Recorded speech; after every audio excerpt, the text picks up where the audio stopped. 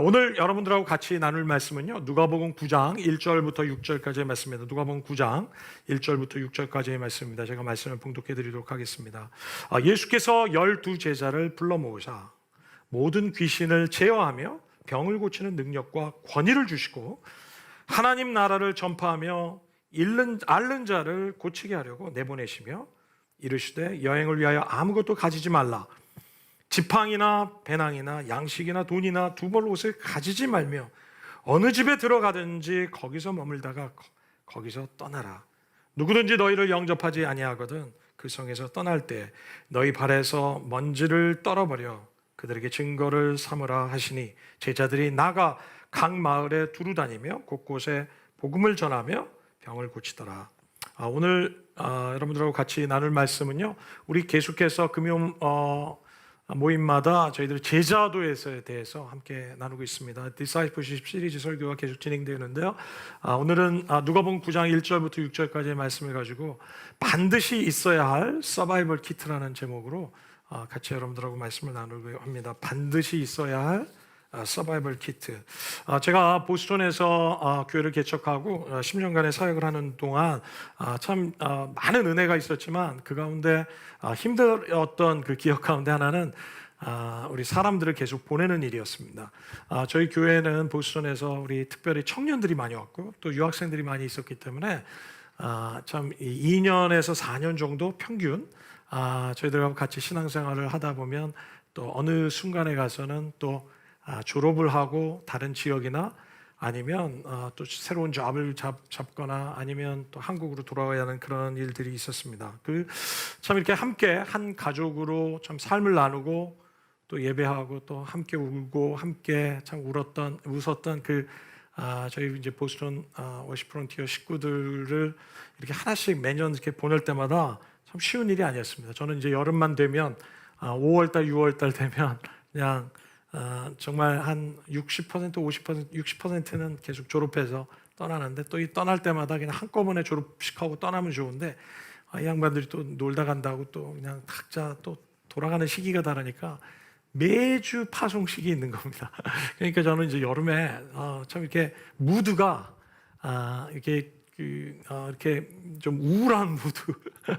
근데 또 파송식마다 이렇게 다들 우는지 또 그 중에 제일 많이 울었던 사람이 저 아니겠어요? 그러니까 또 보낼 때마다 또 참 하나님의 은혜도 있었지만 참 이렇게 아쉬움이 굉장히 많이 있었습니다. 그런데 참 돌아보면 참 그것이 참 하나님의 은혜였다는 생각이 들고 정말 하나님께서 교회가 무엇인지를 다시 한번 좀 생각하게 된 시간들이었던 것 같아요. 교회는 우리가 정말 보내기 위해서 우리가 참 부르심을 받은 참 그런 그리스도의 몸인 것을 생각할 때 참 이것이 예수님의 사역을 보더라도 예수님의 사역의 가장 본질적인 사역 가운데 하나가 바로 이 보내는 사역이었다는 것을 좀 이렇게 발견하게 됩니다. 예수님은 제자들을 훈련시켜서 그들과 영원히 함께 하신 것이 아니라 그들을 세상으로 보내셨죠. 그럼 누가복음 9장 1절부터 2절까지의 말씀을 좀 한 목소리로 다시 한번 좀 읽어볼까요? 시작. 예수께서 12 제자를 불러 모으사 모든 귀신을 제어하며 병을 고치는 능력과 권위를 주시고 하나님 나라를 전파하며 앓는 자를 고치게 하려고 내보내시며 예수님은 제자들을 부르시고 그 부르신 목적은 그들을 훈련시키시기 위함이었지만 또 동시에 예수님께서는 그들을 세상으로 보내시기 위함이었다는 거예요. 다시 얘기하면 예수님은 그냥 더 이상 붙잡을 수 없는 상황이어서 그들을 보내신 것이 아니라 예수님 처음부터 제자들을 부르셨을 때부터 그들을 훈련해서 보낼 생각을 예수님께서는 하고 계셨다는 것이죠. 여러분, 보내시기 위해서 예수님 부르셨다는 겁니다. 보내시기 위해서 부르셨다는 거예요. 그러면서 여러분 요한복음 20장 21절의 말씀은 예수님 자신부터가 보내심을 받았다고 예수님 말씀하십니다. 우리 한 목소리로 크게 읽을까요? 시작. 아버지께서 나를 보내신 것 같이 나도 너희를 보내노라. 예수님 말씀하십니다. 아버지께서 나를 보내신 것처럼 나도 보냄을 받았다는 겁니다. 바로 하늘 영광을 버리고 정말 하나님 아버지로부터 이 땅에 보내심을 받은 분이 바로 예수 그리스도시라는 거죠. 그것과 마찬가지로 나도 너희를 보낸다고 하는 거야. 여러분, 이거 보면 하나님은요, 정말 보내시는 하나님이라는 거예요. 하나님은 하나님의 본질 자체가 보내시는 분이시고 보냄 받으시는 분. 그래서 누가 표현하기를 God is sending God이라는 표현을 써서 하나님은 보내는 하나님이다. 보내시는 하나님, 이것이 바로 하나님의 본질이라는 것이죠.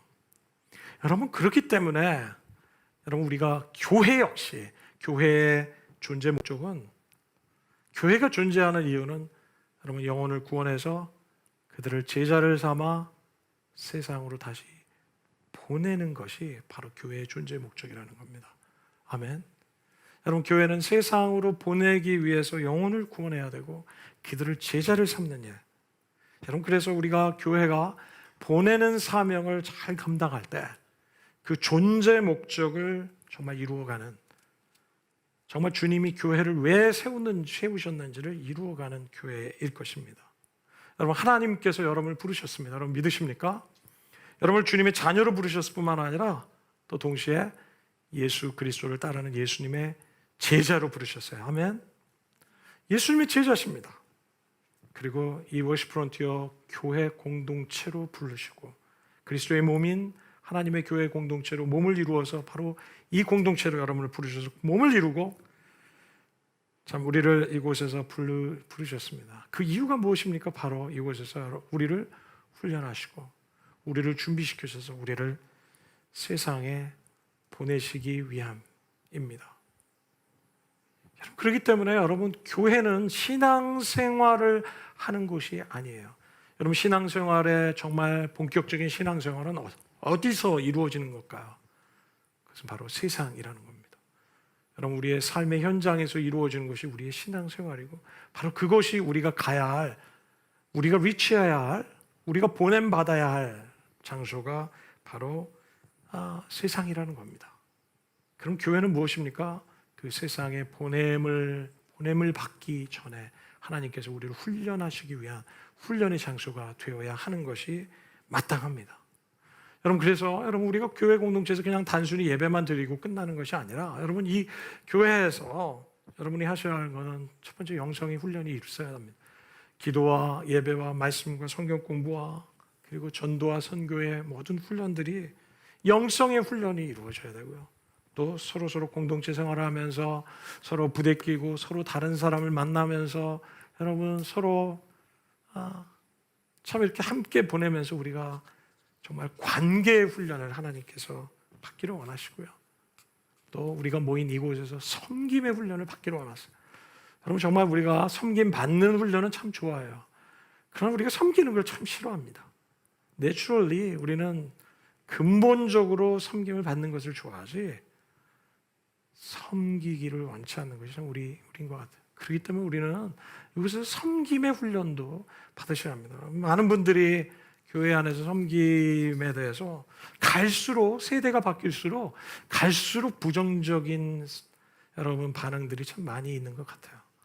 교회에서 섬기는 일, 조금 섬기는 거 우리가 희생하고 시간을 내고 정말 우리의 참 애를 쓰고 참 섬기는 이런 것들은 정말 이런 것은 부담되니까 없어야 좋은 교회라 생각하고 부담 주지 않아야 좋은 교회라 생각하지만 그러나 예수님께서는 우리에게 교회를 말씀하시면서 그 섬김이 얼마나 중요한지 공동체뿐만 아니라 또 그 섬김을 우리의 가정에서도 부부 관계에서도 자녀와의 관계에서도 그 섬김이 이루어지고 또 우리의 일터에서도 섬김이 이루어지고 우리의 학교에서도 친구들과의 관계 속에 우리의 모든 관계 속에 그 섬김이 확장되는 그런 은혜가 있기를 주님 원하십니다.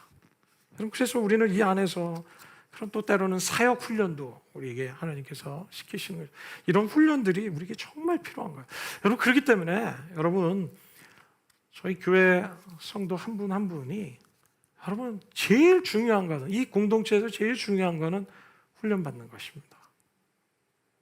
이 교회 공동체에서 정말 중요한 것은 자신이 예수 그리스도의 제자로 훈련받는 거고 예수 그리스도의 제자로 성장해 나는 것이고 여러분들이 좀 그리스도 안에서 성숙해 나가는 것이 가장 중요한 여러분들이 포커스해야 할 일입니다. 여러분, 교회 조직 중요하지 않습니다. 여러분, 어떤 분들은 참 이렇게 교회 조직에 관심이 있고 조직 세우려고 하는 분들 가끔 만납니다. 여러분, 여러분이 할 일이 아닙니다. 주님이 우리가 먼저 해야 될 일은 주님의 신실한 제자로 훈련되고 준비하는 일이 먼저예요.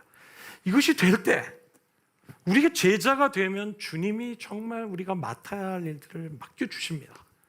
우리가 주님께 정말 성장해 나가고 자라나기 시작하고 예수 그리스도의 제자가 되어갈 때 주님께서 자연스럽게 맡겨주시는 것이지. 여러분, 그렇기 때문에 여러분 우리가 정말 포커스해야 되는 것은 여러분 주님의 은혜 가운데 거하고 예수님의 제자로 훈련받기 위해서 우리가 정말 주님께 포커스해야 됩니다. 다른 것에 포커스할 여러분 그런 핵심을 놓치면 정말 안 돼요. 우리 신앙생활에서 정말 중요한 핵심을 놓칠 때 여러분 우리 신앙에 정말 중요한 걸 놓치면 얼마나 안타깝습니까? 예수님께서 정말 중요하게 생각하는 것에 우리도 중요하게 생각하고 거기에 포커스하고 거기에 헌신하고 거기에 우리의 온 마음과 뜻을 쏟아야 될 것입니다. 저는 우리 교회 워시프런트 교회가 예수의 제자 공동체가 되기를 소망합니다. 여러분 우리 5가지 비전 가운데 하나님 주신 비전 가운데 하나가 제자 공동체입니다. 아멘. 여러분 우리가 그냥 교인이 되면 안 됩니다. 제자가 되셔야 합니다. 예수의 제자가 되셔야 합니다. 예수의 제자로 여러분 교회 안에는 참 믿음이 얼마나 다양하게 있습니까? 다양한 사람이 있습니다. 그러나 우리의 목표는 제자가 되는 것이에요. 나는 예수의 제자가 되지 않고 그냥 뒷전에 있으면서 그냥 공동체에 그냥 왔다 갔다 하면서 신앙생활하는 거 여러분 그러실 수 있습니다. 이해가 됩니다. 괜찮습니다. 그러나 계속 그렇게 있으면 안 됩니다. 왜냐하면 그것은 주님이 우리를 향한 분명한 부르심의 목적이 아니기 때문에 그런 거죠. 그렇기 때문에 여러분 이 갈망함을 우리가 놓치면 안 됩니다. 제 큰아들이 고등학교 1학년 때 집을 한번 떠난 적이 있습니다. 일주일간 떠났습니다. 집이 싫어서 가출했다는 얘기가 아니라 캠핑을 갔습니다. 캠핑을 갔는데 그런 수련회 같은 캠핑을 갔는데요. 이제 막 떠나기 전날 밤에 백팩을 싸는데 배낭을 싸면서 엄마가 가방을 막 챙겨줍니다. 그랬더니 엄마가 하나씩 챙겨주죠. 이건 꼭 가져가야지. 이건 꼭 가져가야 돼. 그러면서 계속 필수품을 다 하나씩 챙겨주는. 또 우리 아들이 갑자기 와서 아빠 성경책 하나 빌려주실래요? 이러면서 또 제 성경책도 하나 빌려가고 노트가 있나요? 그러면서 또 노트도 빌려가고 정말 떠나기 전에 그가 정말 흥분된 모습을 제가 참 보면서 저도 흥분이 되기 시작했습니다.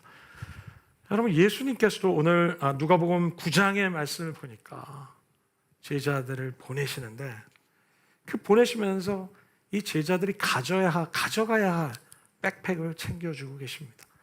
그들이 가서 반드시 가져가야 할 것이 무엇인지 예수님께서는 그들에게 하나하나 챙겨주시는데 특별히 3가지 서바이벌 키트를 그들에게 챙겨주십니다. 그것은 돈도 아니었고 옷도 아니었고 신발도 아니었습니다. 음식도 아니었습니다. 이것만 꼭 챙겨가야 한다면서 예수님께서 챙겨주신 정말 중요한 예수님의 제자로서 세상에 보냄을 받을 때 꼭 필요한 3가지 서바이벌 키트를 예수님께서 챙겨주십니다. 여러분 그 3가지가 무엇인 줄 아십니까? 저는 그 3가지를 여러분과 나누려고 합니다. 그 첫 번째는 바로 능력과 권위입니다.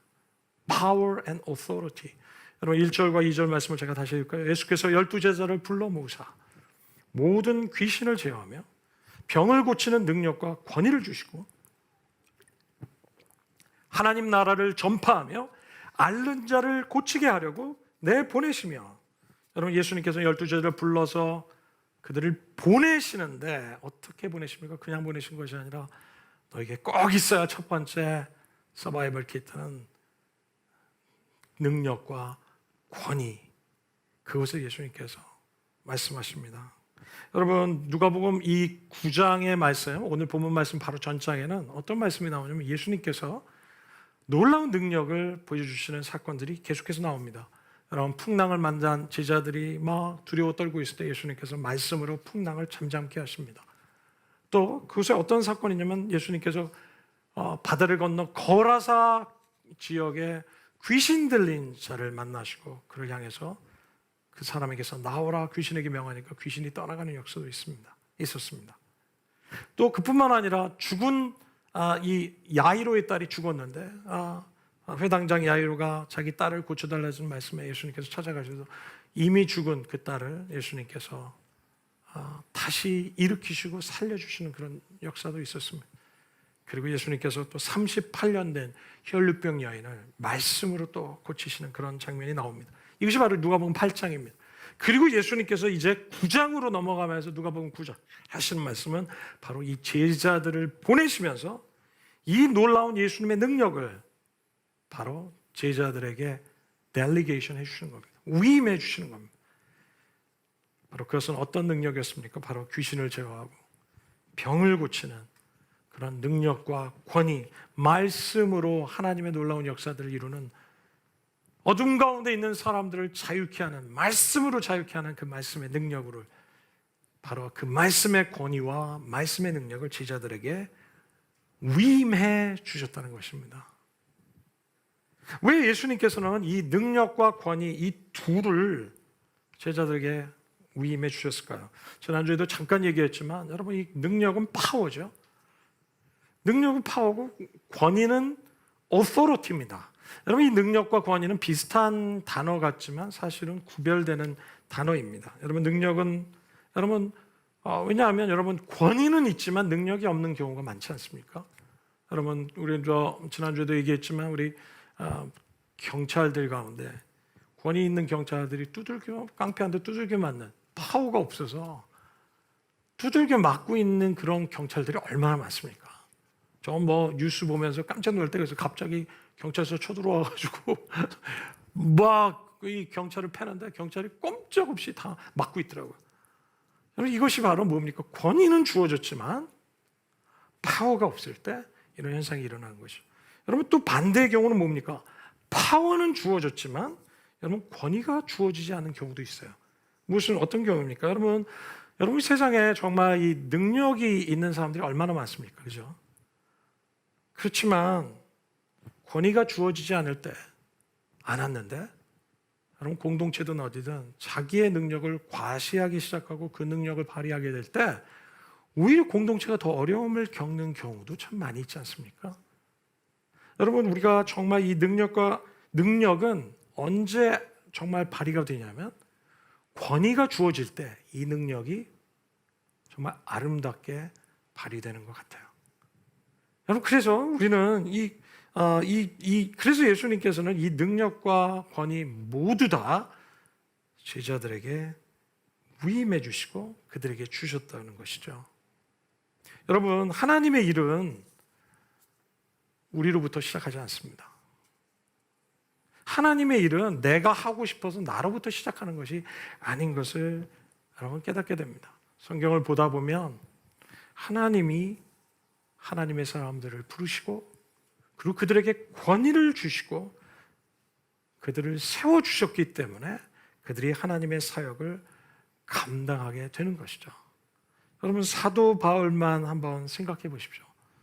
사도 바울이요, 여러분, 항상 자기가 서신서를 쓰면서 그 처음에 항상 그 초두에 무엇을 얘기하시냐면 자기를 소개하면서 뭐라고 소개합니까? 자기 자신을 부르신 분이 바로 하나님이신 것에 대해서 말하지 않습니까? 그래서 여러분, 고린도전서 1장 1절에도 이렇게 얘기합니다. 하나님의 뜻으로 그리스도 예수의 사도로 부르심을 받은 나 바울은 하면서 자기를 생각합니다. 그래서 하나님의 뜻으로 자기가 부르심을 받아서 사도로 부르심을 받았기 때문에 자신이 이러한 편지도 쓰는 것이고 공동체를 섬기는 이러한 사역을 감당하는 것인 것을 자기가 밝힙니다. 갈라디아서 1장 1절에도 이렇게 얘기하죠. 사람이 시켜서 사도가 된 것도 아닙니다. 사람이 맡겨서 사도가 된 것도 아닙니다. 예수 그리스도께서 그리고 그분을 죽음 가운데서 살리신 하나님 아버지께서 나를 임명하심으로 내가 사도가 되었습니다 라고 갈라디아서 1장 1절에 그렇게 고백하고 있습니다. 사도 바울의 사역의 권위는 누구로부터 주어진 겁니까? 하나님으로부터 주어진 거야. 그가 자기가 하고 싶어서 자기 원하는 자기 뜻대로 자신의 사역이 시작됐다고 말하고 있지 않습니다. 그 자신의 모든 사역은 바로 나로부터 시작된 것이 아니라 하나님으로부터 주어진 것인 것을, 하나님으로부터 시작되었다는 것을 그는 분명하게 얘기하고 있습니다. 그래서 그는 자기 자신을 그리스도 예수의 종이라고 표현한 것이죠. 그에게 권위가 주어진 겁니다. 권위가 주어진 겁니다. 그뿐만이 아니라 사도 바울이 그 사역을 감당할 수 있는 능력도 여러분 하나님께서 그에게 부어주셨기 때문에, 성령으로 말미암아 그에게 정말 말의 권세를 주셨기 때문에, 주님의 복음의 능력을, 그가 사람의 말의 지혜나, 그는 얼마나 똑똑한 사람이었습니까? 얼마나 지혜로운 사람이었습니까? 얼마나 학식이 많은 사람이었습니까?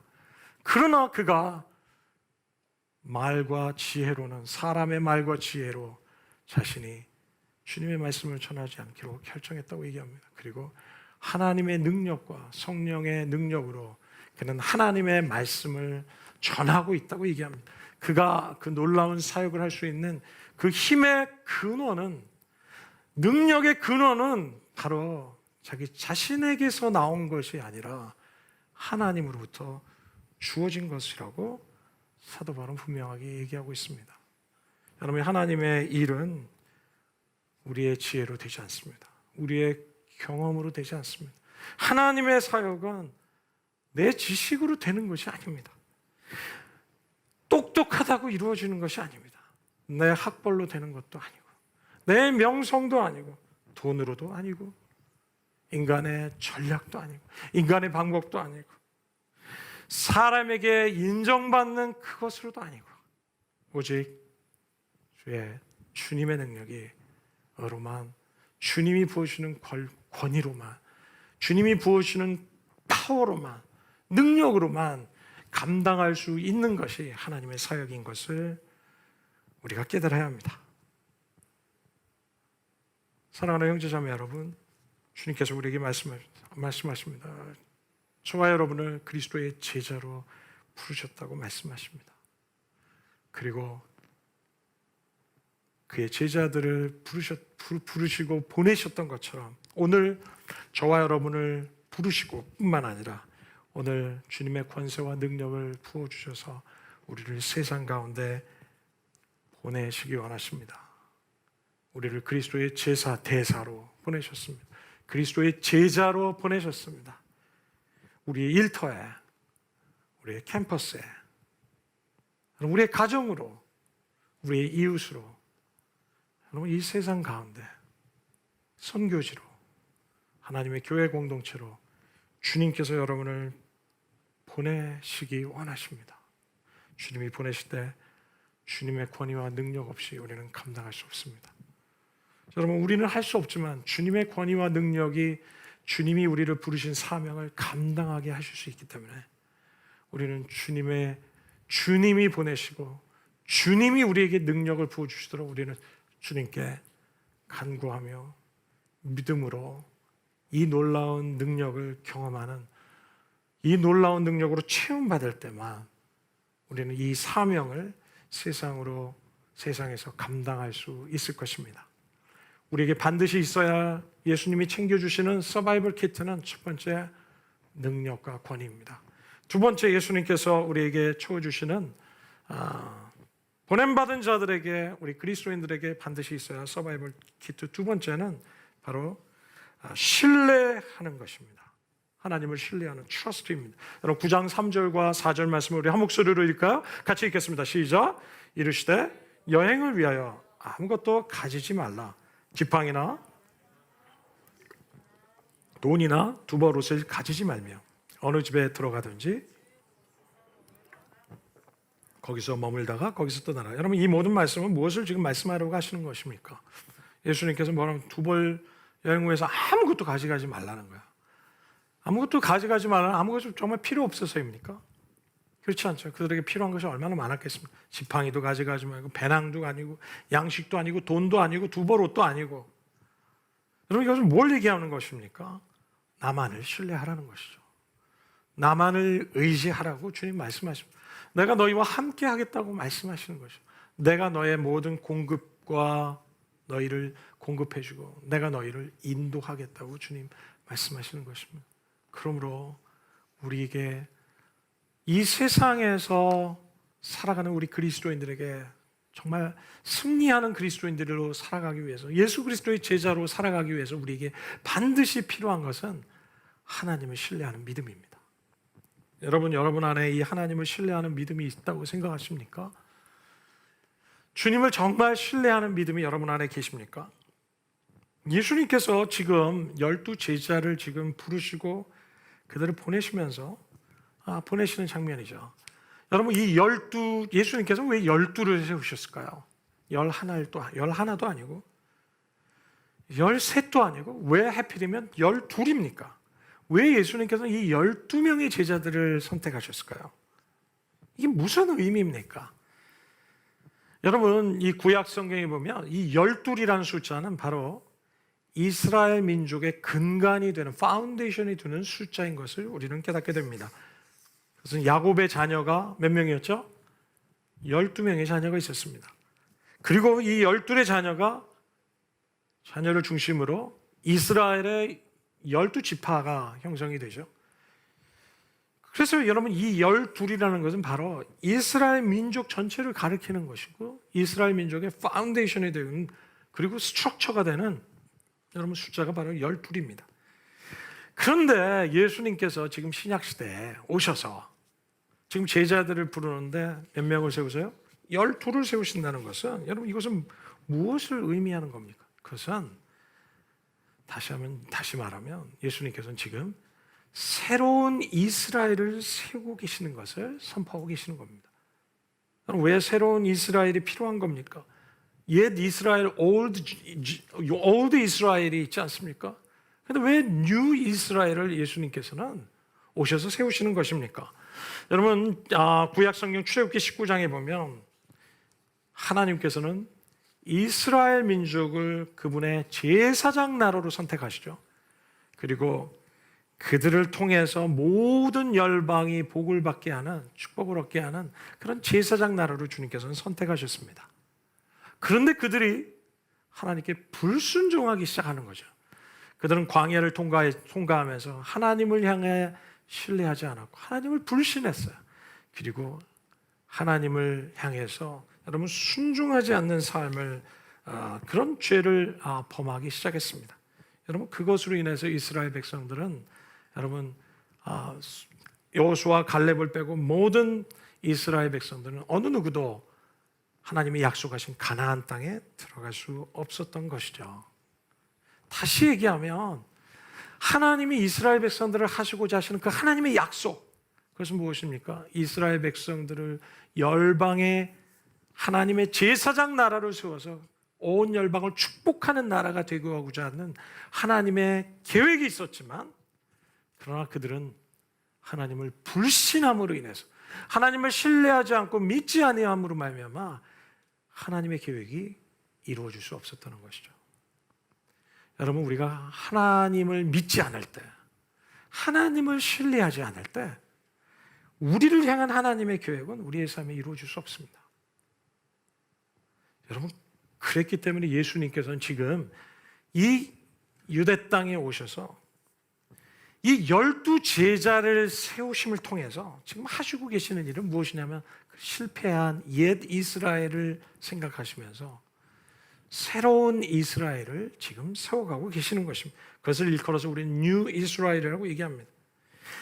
Old Israel, 옛 이스라엘이 이루지 못한 하나님의 계획을 이제 하나님께서는 12명의 예수님의 제자들을 기반으로 새롭게 세워가시는 하나님 나라를 세우심을 통해서 하나님께서는 바로 온 나라를 축복하는, 온 열방을 구원하는 새로운 나라, 새로운 뉴 이스라엘, 새로운 이스라엘을 예수님께서는 지금 세우고 계시는 것입니다. 그리고 이 새 이스라엘은 바로 예수님을 신뢰하고 예수님의 말씀에 순종하는 이스라엘, 바로 그의 제자들을 의미하는 것이고, 오늘날 그 그리스도의 제자들로 이루어진 바로 그리스도의 교회 공동체를 의미하는 것입니다. 여러분, 그래서 이 교회라는 것이 얼마나 놀라운 하나님의 계획이 있는지 모릅니다.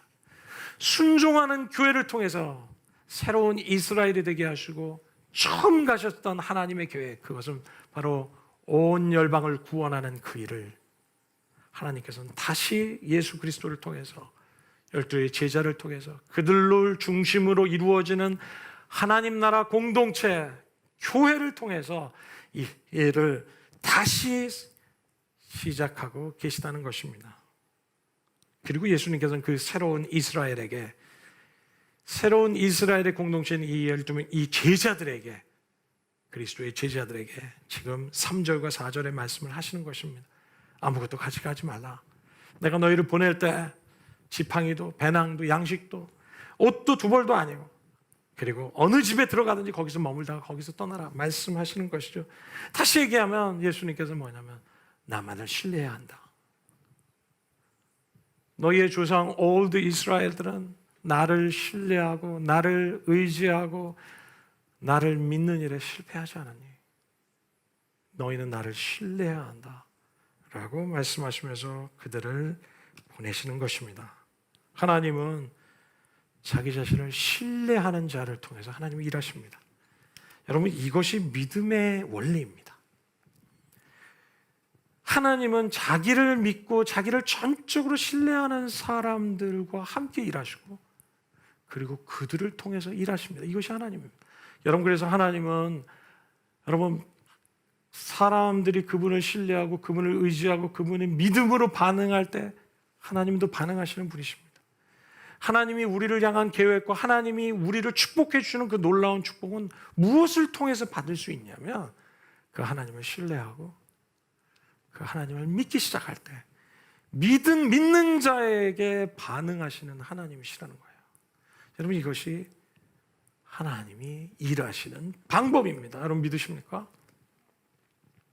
하나님은 온전히 믿는 자, 온전히 신뢰하는 자에게, 그들에게 하나님의 놀라운 권능과 권위를 부어주십니다. 여러분, 신뢰란 무엇입니까? 그것은 서로 신뢰를 통해서 우리는 누군가와 연합하기 시작하는 거예요. 신뢰를 통해서 우리는 그 사람에 있는 것을 받기 시작하고 우리 안에 있는 것을 주는 그런 온전한 사귐이 여러분 신뢰라는 것을 통해서 이루어지는 겁니다. 신뢰가 있을 때 관계가 형성이 되는 거고, 여러분 서로를 향한 사랑과 축복이 흘러가는 것이죠. 신뢰하지 못하는 관계에는 이런 일이 있을 수가 없습니다. 여러분, 이 공동체 안에서도 여러분 목회자와 성도와의 관계도 여러분 신뢰가 없으면 주님이 우리를 통해서, 목회자를 통해서 하나님이 주시는 말씀이 어떻게 축복이 될 수 있겠어요? 어떻게 그 말씀이 내게 영적인 유익이 될 수 있겠습니까? 여러분, 그래서 저는 당신의 영혼을 위해서라면, 당신이 정말 영혼을 위해서라면 정말 여러분이 결정하셔야 할 일은 목회자를 신뢰하셔야 합니다. 그리고 하나님께서 세우시고 그 사람이 아무리 부족하게 보여도 하나님이 세우셨다면 그것을 신뢰하고 그를 통해서 주시는 하나님의 은혜를, 그리고 그것을 통해서 부어주시는 하나님의 사랑을 우리가 받을 때 그것이 우리의 영혼의 축복이요, 우리의 가정의 축복이요, 우리 인생의 축복인 것을 저는 분명하게 보입니다. 여러분, 가끔 어떤 교회에 보면요, 이 목회자를 신뢰하지 못하는 성도들을 보면요, 항상 방황합니다. 영적으로 방황하고 영적으로 메말라 있고요, 그리고 평안과 감사가 없어요. 삶에 주님이 주시는 기름 부음이 없는 여러분 그런 광야 같은 메마른 삶을 사는 것을 참 봅니다. 그들 안에 평안이 없어요. 왜 그렇습니까? 여러분, 우리가 정말로 신뢰할 수 없는 그런 목자의 밑에 있다면, 정말 사꾼과 같은 목자에 있다면, 도덕적으로 문제가 있고 영적으로 사꾼의 목자라는 확신이 든다면 여러분 그로부터 도망치십시오. 떠나셔야 합니다. 그리고 주님이 이끌어주는 목자를 찾아가셔야 합니다. 그러나 그렇지 않다면 주님이 여러분에게 허락하신 목회자에게 순종하시고 그가 여러분의 인생의 참된 목자가 될 수 있도록 여러분 자신을 위탁하시는 일들이 있을 때 그때 비로소 하나님이 말씀도 주시고 사랑도 주시고 기름 부음도 주시고 영적인 놀라운 축복을 주실 거라고 저는 믿습니다. 여러분 하나님은 이렇게 신뢰와 믿음을 통해서 일하십니다. 그리고 하나님을 향해 신뢰하는 자들에게 하나님의 능력을 부어주십니다. 권위를 부어주시고 권세를 부어주셔서 그래서 우리의 삶을 통해서 하나님이 하시고자 하시는 그런 놀라운 일들을 행하시는 삶을 해나가기 시작합니다. 여러분 우리가 세상에 보냄받은 자로서 성공적인 그리스도인의 삶을 살기 위해서 예수 그리스도의 제자로서 성공적인 삶을 살려면 우리는 어떠한 상황이든지 주님을 붙들고 주님을 의지하고 그분의 공급하심을 받아야 되고 아무리 부족해도 아무리 모자라도 그분의 공급하심을 의지해야 되고 아무리 무능해도 그분의 공급하시는 능력이 있음을 여러분 믿고 주님께 의지해야 되고 어려운 관계에 문제가 생겨도 하나님이 부어주시는 능력으로 해결하게 하실 것이라는 것을 여러분 신뢰하시면서 믿으셔야 되고 이를 수행할 에너지가 없다면 지혜가 없다면 그것마저도 우리를 부으시고 도우시는 그 하나님의 손길이 있는 것을 여러분 의지하시고 그분을 의지하시게 될 때 주님이 주시는 놀라운 풍성한 삶을 살기 시작할 것입니다. 그뿐만이 아닙니다. 우리에게는 정말 그들을 향해서 세상에서 복음을 전해야 되는데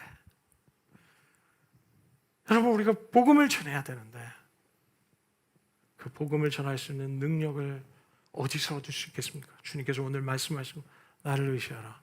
내가 할 말을 주고 능력도 주고 권위도 주겠다라고 주님 말씀하시면 그래서 세상에 보내시는 나의 사명을 감당하게 될 것이다 라고 주님 말씀하시는 겁니다. 여러분 믿으시면 아멘 하십시오. 아멘. 세 번째, 예수님은 제자들에게 세상을 살아가는 그리스도인들에게 반드시 있어야 세 번째 키트는 거룩함이라고 말씀하십니다. 홀리니스입니다. 7절 8절을 말씀을 같이 읽겠습니다. 시작. 누구든지 너희를 영접하지 아니하거든 그 성에서 떠날 때 너희 발에서 먼지를 떨어버려 그들에게 증거를 삼으라 하시니 제자들이 나가 각 마을에 두루 다니며 곳곳에 복음을 전하며 병을 고치더라. 여러분 여기 말씀을 보니까 예수님께서 뭐냐면 너희를 영접하지 않거든. 이 제자들은 그리스도의 복음을 전하기 위해서 갔고 또 그들을 예수님의 말씀으로 그들을 자유케 하게 갔는데 여러분 그들을 영접하지 않는 사람들이 있었다는 겁니다. 그리고 그럴 사람이 있거든. 예수님께서는 뭐라고 얘기하십니까? 그 성에서 떠날 때 뭘 하라고요? 너희 발에서 먼지를 떨어버리라고 얘기하십니다. 예수님께서 그 성을 떠날 때 너희 발에서 먼지를 떨어버려. 이게 도대체 무슨 의미입니까? 왜 발을 떨어버리라는 겁니까? 왜 신발에 있는 먼지를 떨어버리라고 얘기합니까? 이게 도대체 무슨 의미입니까? 여러분 이 말씀은 당시에 이 1세기지 않습니까? 이 1세기 유대인의 삶에는 여러분 발에 먼지를 떨어버리는 경우는 두 가지 종류가 있습니다. 첫 번째는 무엇이냐면 이스라엘 백성들이 유대인들이 이방인의 지역에 들어갔다 유대인의 지역으로 들어올 때 그들은 발에 먼지를 떨어버렸습니다. 왜 그랬습니까? 그들은 이 이방인들의 지역은 더러운 지역이라고 생각이 있었기 때문에 그들은 자신의 발이 더럽혀졌다고 생각하고 먼지를 떨어버렸습니다.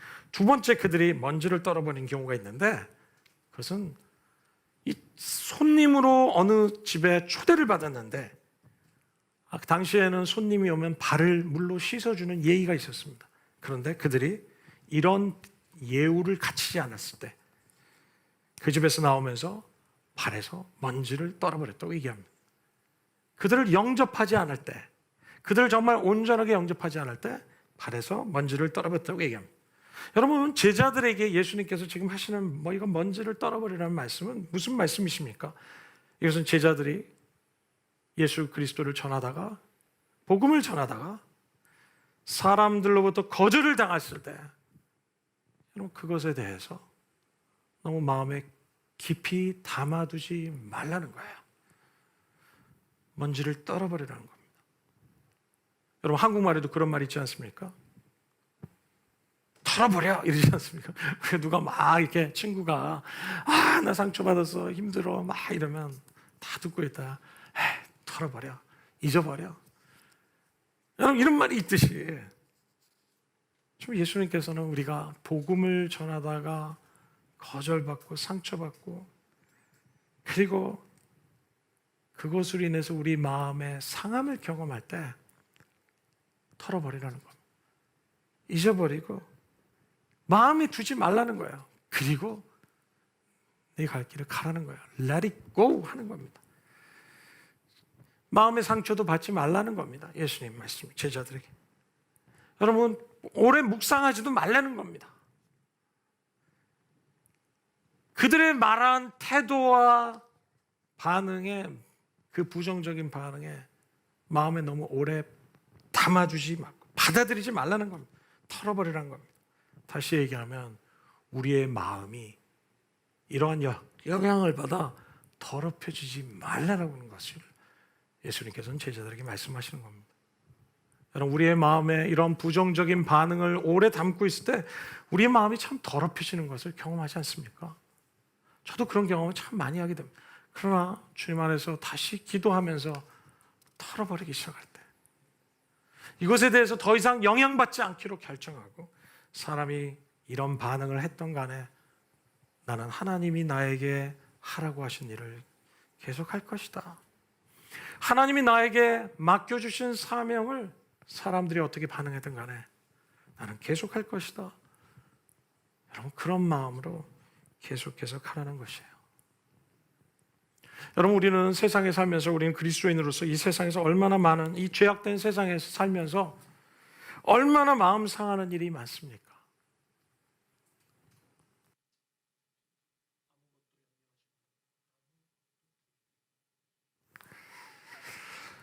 참 얼마나 마음 상하는 일이 많습니다. 여러분 한번 생각해 보세요. 여러분의 한 주간 아니면 여러분 한 달의 기간을 생각해 보면 여러분 일터에서 만난 여러분의 상사들,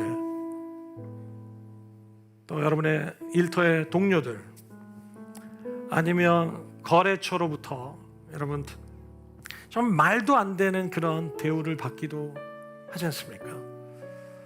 여러분, 그런 정말 부도덕한 일들로 인해서 우리의 마음이 너무 상할 때가 있지 않습니까? 우리를 무시하는 태도들도 우리는 경험합니다. 여러분, 때로는 친구들로부터, 믿지 않는 친구들, 그런데 세상적으로 잘 나가는 친구들, 참 그 교만한 태도들을 보면 세상적으로 성공했다고 우리를 그런 무시하는 태도들을 우리가 경험할 때 여러분, 우리가 때로는 위축될 수 있어요. 그들의 교만한 태도 때문에 우리 마음이 상하고 하나님 도대체 어디 계십니까? 나는 이렇게 하나님 신실하게 믿으려고 하는데 왜 저들은 저렇게 잘 됩니까? 하면서 오히려 우리가 위축될 때가 참 있지 않습니까? 때로는 여러분, 진리가 아닌 거짓말들로 인해서 우리가 어쩔 때는 오해를 당하고, 그리고 그 소식을 들은 사람들로부터 우리는 나를 향해서 거리를 두고 있다고 느낄 때 여러분, 그게 얼마나 괴롭습니까? 여러분, 그런 경험이 있으십니까? 여러분, 그때 우리는 그것을 생각하면서 너무 억울하고 너무 마음 상하고 너무 속상해서 우리는 정말 엎어질 때가 참 있는 것 같습니다. 누군가로부터 거절당할 때 여러분들 이런 경험들이 여러분 안에 또 있지 않습니까? 오늘 예수님께서는 우리에게 말씀하십니다. 떨어버리라 말씀하십니다. 여러분, 다른 이들의 말로 인해서 낙심하지 말라고 하십니다. 다른 사람의 반응으로 인해서 그 반응이 나에게 삶에, 내 마음에 영향력을 두지 두도록 하지 말라고 주님 말씀하십니다. 위축되지 마, 털어버리라고 말씀하십니다. 특별히 여러분, 우리가 예수님의 제자로 복음을 전하려고 할 때, 주님의 말씀을 순종해서 복음을 전하려고 하는 시도가 우리의 삶에 있을 때, 여러분, 여러분의 삶에 그곳으로 말미암아 거절감을 경험해 본 적도 있지 않습니까? 정말 친한 친구였는데 복음을 나누기 시작함으로 인해서 어색해진 관계가 있어서 괴로운 경우도 있지 않습니까? 서먹해진 관계가 생긴 분들도 계시지 않습니까? 오히려 그럴 때 우리 마음에 괜히 복음을 나눴다, 괜히 예수님 전하려 했다 하면서 후회하고 있지는 않습니까? 그것으로 인해서 낙심되거나 마음이 속상해 있지는 않습니까? 그것으로 인해서 상처를 받은 분은 없습니까? 주님은 우리에게 말씀하십니다. 내 발의 먼지를 털어버려라. 털어버리고 너는 주님이 너에게 하신 일들 말씀을 그대로 수행해라. 주님이 내게 부탁하신 그 일을 그대로 순종해라. 복음을 계속 전파해라.